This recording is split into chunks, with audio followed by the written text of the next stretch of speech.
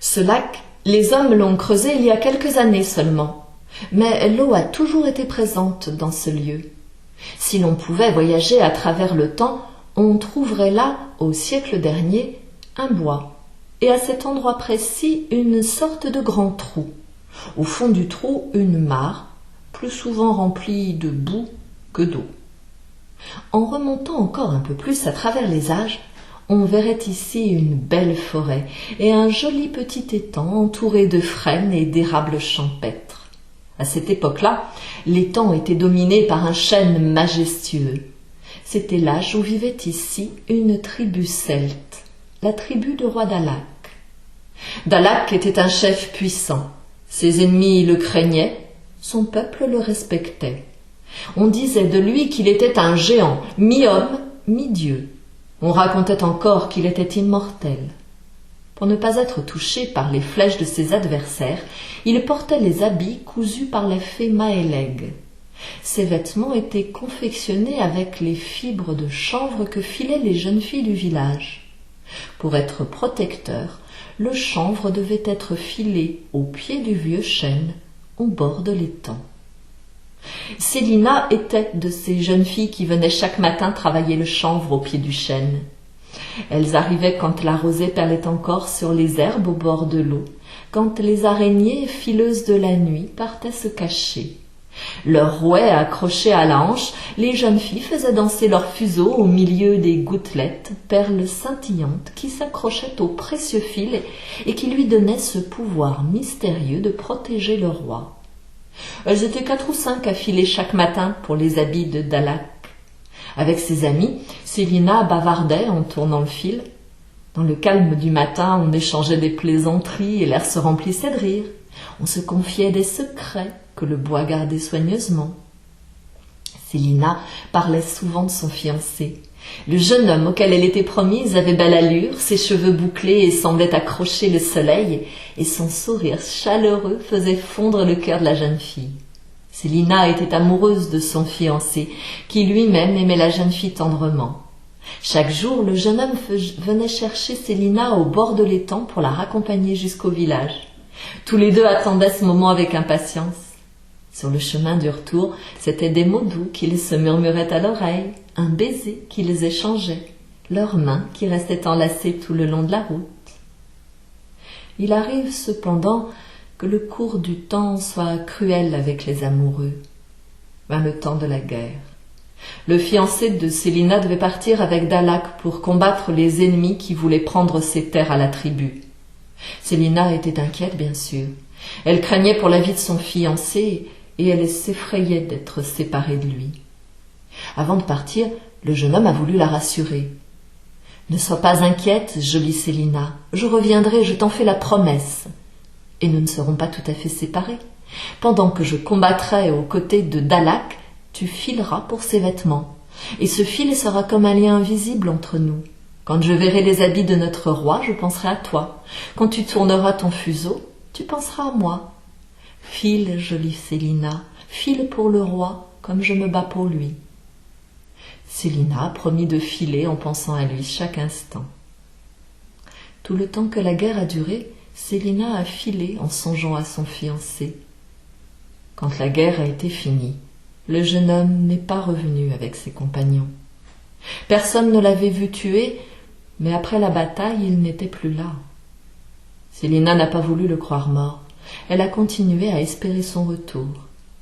La jeune fille filait toujours le chanvre avec le secret espoir que ce fil délicat les reliait l'un à l'autre. Célina filait le matin. Elle filait toute la journée, sans s'arrêter, comme pour retenir par ce fil son fiancé dans le monde des vivants. La jeune fille ne parlait plus avec ses amis. Elle devenait chaque jour un peu plus pâle, un peu plus triste. Ses compagnes s'inquiétaient. Elles lui disaient « Célina, il ne reviendra plus, tu ne dois pas l'attendre. » Ou bien « Il faut que tu penses à te marier.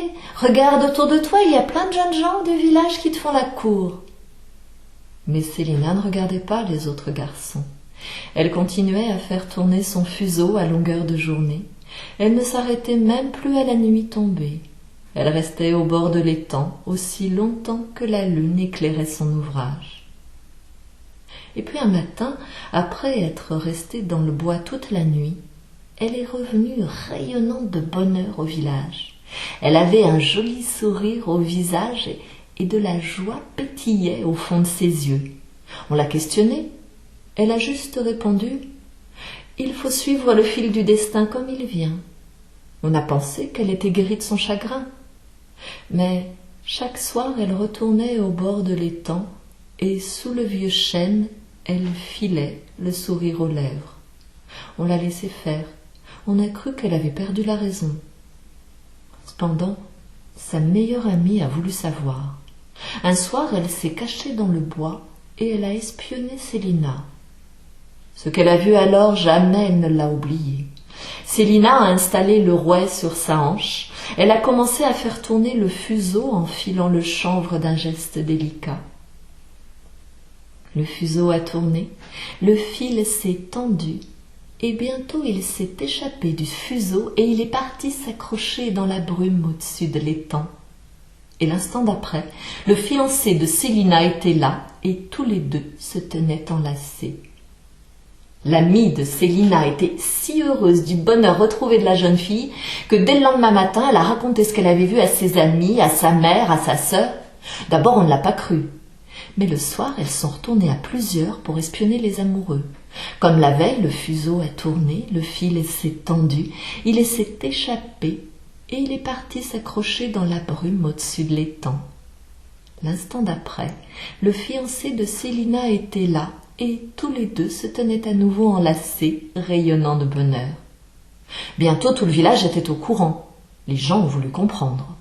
On a demandé à une vieille, très vieille femme qui savait tout du monde des hommes et aussi du monde des dieux. Quand on lui a expliqué que le fiancé de Célina revenait chaque nuit lui rendre visite, son visage tout ridé s'est éclairé d'un joli sourire.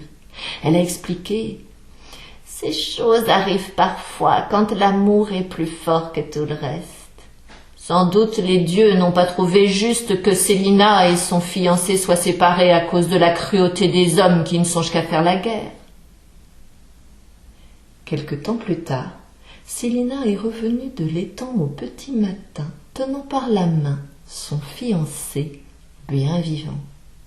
Au village, on a compris que l'amour de Célina avait été assez fort pour le faire revenir parmi les hommes, et c'est Dalak lui-même qui a célébré leur mariage.